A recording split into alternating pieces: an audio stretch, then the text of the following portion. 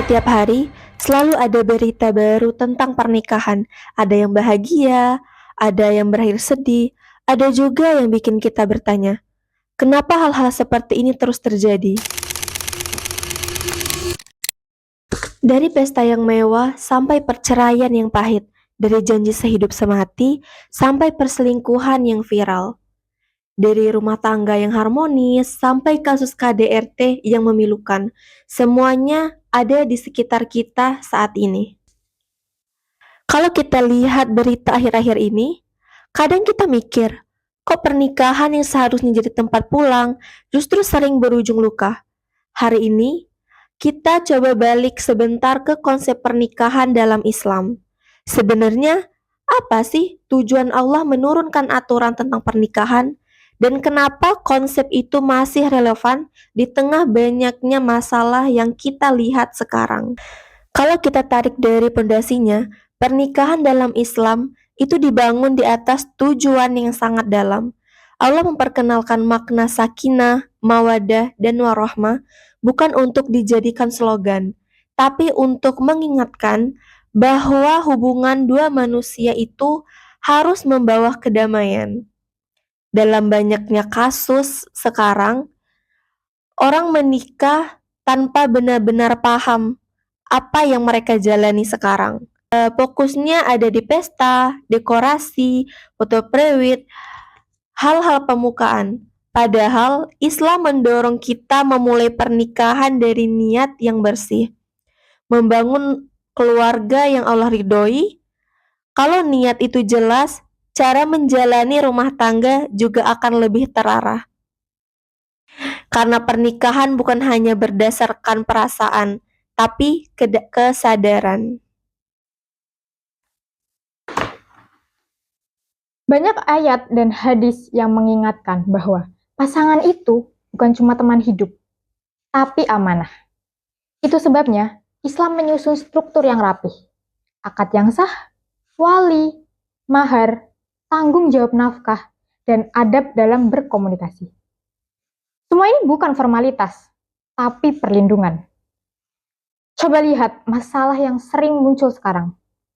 Perselingkuhan, kontrol berlebihan, campur tangan keluarga, sampai kekerasan.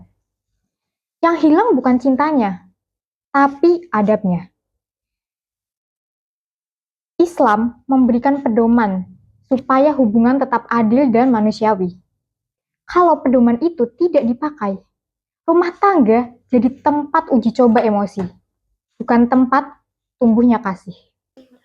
Islam menempatkan kesimpulan mental sebagai syarat penting, meskipun tidak disebutkan secara eksplisit, namun Nabi Muhammad SAW bilang kalau mampu maka menikahlah, dan mampu itu bukan hanya soal biaya, tapi soal kemampuan memimpin diri sendiri, mengelola emosi, menghadapi konflik, dan menjaga komitmen.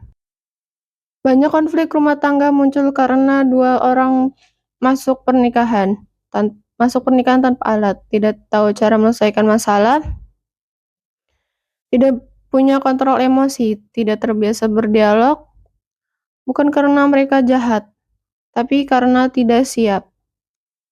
Islam mengajarkan musyawarah, sabar, memaafkan, dan bicara dengan adab. Kalau ini tidak dilatih sejak awal, pernikahan mudah goyah. Hubungan hanya bisa kuat kalau fondasi akhirnya dilatih. Dalam Islam, hak dan kewajiban itu seimbang. Suami punya amanah besar, memberi nafkah dan menjaga keluarganya.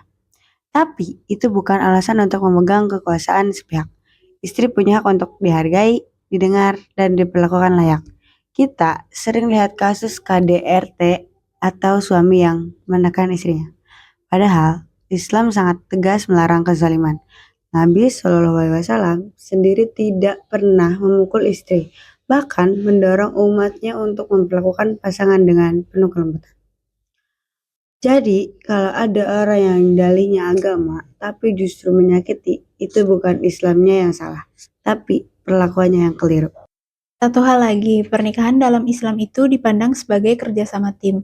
Islam nggak pernah meminta dua orang untuk menjadi sempurna, tapi meminta mereka untuk saling menutupi kekurangan. Ada hadis tentang bagaimana suami istri itu saling melengkapi seperti pakaian. Pakaian menutup, melindungi, dan menghangatkan. Kalau konsep itu benar-benar dipahami, pasangan akan sadar bahwa satu sama lain itu bukan musuh. Mereka bukan kompetitor, mereka partner ibadah. Dan itu yang sering hilang hari ini. Banyak yang menikah, tapi hidup seperti dua orang asing yang tinggal satu rumah. Tidak ada upaya mengenal lebih dalam untuk memahami cara pasangan berpikir. Kalau kita lihat lebih dalam, pernikahan menjadi sakral karena ia menjadi ruang pendidikan pertama bagi anak. Islam ingin keluarga sehat karena dari situlah lahir generasi baru. Makanya, ajaran soal akhlak, tutur kata, dan pengendalian diri sangat ditekankan. Rumah tangga itu cermin. Kalau suami istri saling menghormati, anak belajar nilai itu. Kalau suami dan istri menyelesaikan masalah dengan kepala dingin, anak tumbuh dengan pola komunikasi yang sehat. Jadi, konsep pernikahan Islam sebenarnya jauh melampaui soal hubungan dua orang, tapi menciptakan peradaban kecil yang kuat dari rumah. Aku merasa banyak masalah muncul karena orang tidak menyadari bahwa pernikahan butuh ilmu, bukan sekedar niat baik saja. Islam bahkan mendorong belajar tentang adab sebelum beramal, termasuk adab menjadi pasangan. Bagaimana caranya berbicara dengan lembut, bagaimana memberi nasihat tanpa menjatuhkan, bagaimana menahan diri saat kita emosi. Kita sering melihat pasangan ribut karena hal kecil, bukan karena masalahnya yang besar, tapi karena caranya yang salah. Islam menawarkan cara yang manusiawi, tidak memaksa untuk selalu benar, tapi meminta kita untuk selalu memperbaiki diri. Islam mengaku bahwa pernikahan akan diuji. Tidak semua hari manis, tapi ujian bukan tanda kegagalan itu. Tanda bahwa dua orang sedang belajar. Mawadah tumbuh dari kehangatan, rahmat tumbuh dari kesabaran. Pernikahan yang bertahan bukan karena selalu bahagia, tapi karena dua orang mau memahami dan membantu satu sama lain. Satu hal yang sering aku refleksikan adalah bagaimana Islam memuliakan perempuan dan laki-laki dengan cara yang seimbang. Dalam konflik rumah tangga, Islam selalu mengutamakan dialog. Kalau tidak selesai, ada mediasi keluarga. Tujuannya bukan mempermalukan, tapi mencari jalan keluar yang terbaik. Dan kalau sampai hubungan tidak bisa dipertahankan, Islam juga memberikan ruang perceraian. Artinya, Islam sadar bahwa memaksa hubungan yang menyakiti juga tidak sehat. Semua itu menunjukkan bahwa konsep pernikahan Islam itu realistis dan manusiawi. Pada akhirnya, pernikahan dalam Islam itu bukan tentang mencari yang sempurna, tapi tentang dua orang yang punya komitmen yang sama, punya niat yang sama, dan mau berjalan dalam koridor yang Allah ajarkan. Dunia hari ini terlalu cepat, terlalu ramai, terlalu mudah membuat orang lupa arah. Konsep pernikahan Islam hadir untuk menahan kita tetap waras, tetap lurus, tetap menghargai satu sama lain.